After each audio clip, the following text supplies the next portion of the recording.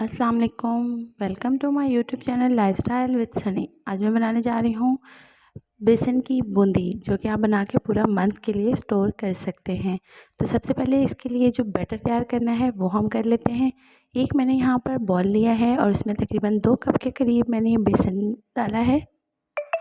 अब हम बेसन में स्पाइसेस शामिल करते हैं। हाफ़ टी स्पून मैंने इसमें नमक का डाला है। साथ ही मेरे पास यहाँ पर है 1 टीस्पून हमने ज़ीरे का शामिल करना है। 1 टीस्पून ही हमने लाल मिर्च पाउडर डालना है इसमें, और हाफ़ टी स्पून हम इसमें डालेंगे हल्दी पाउडर। और अब हम इसकी मिक्सिंग अच्छे तरीके से कर लेंगे। सबसे मेन इसमें आपकी चीज़ होती है बैटर। बैटर अगर आप बहुत अच्छे से तैयार कर लेते हैं तो आपकी जो बेसन की बूंदी है वो बहुत ही ज़बरदस्त तैयार होती है। तो ये आप बनाकर पूरे मंथ के लिए स्टोर कर सकते हैं। जैसे कि रमज़ान है और दही फुल्की या दही बल्ले बनाने के लिए हमें इसकी ज़रूरत पेश आती रहती है।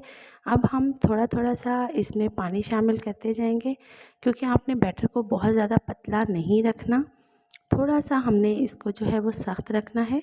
थोड़ा थोड़ा पानी शामिल करके हम इस बैटर को तैयार करेंगे।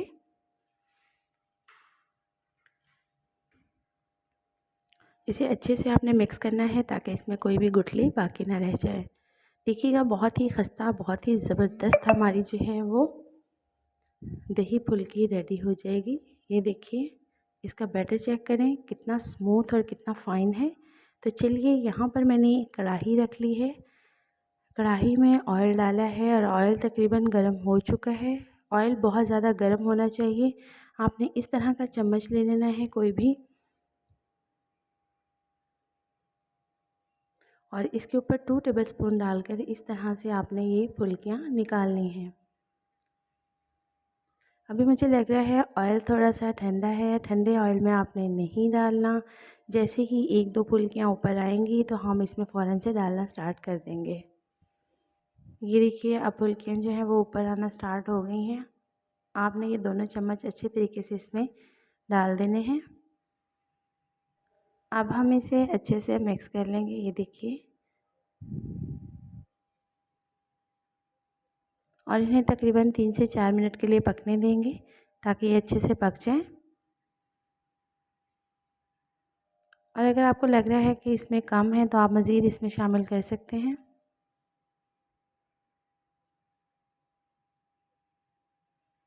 तकरीबन 3 से 4 मिनट हो चुके हैं और ये रेडी हो चुकी हैं। और ये देखिए, आपने इस तरह का स्ट्रेनर ले लेना है और उसमें से निकाल लेना है। इसे हम साइड प्लेट में रख देंगे।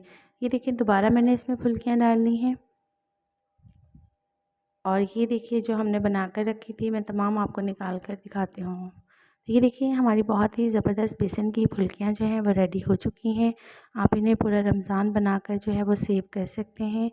तो आपने कोई भी पॉलीथीन बैग लेना है और उसमें इसे स्टोर करके रख लेना है।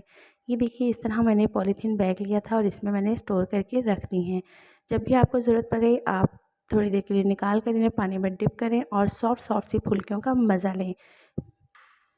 उम्मीद है कि आपको मेरी आज की रेसिपी बहुत पसंद आई होगी। ज़रूर ट्राई कीजिएगा, फीडबैक ज़रूर दीजिएगा। मिलते हैं इसी तरह की मज़ेदार सी यूनिक रेसिपी के साथ नेक्स्ट वीडियो में। तब तक के लिए इजाज़त। अल्लाह हाफ़िज़।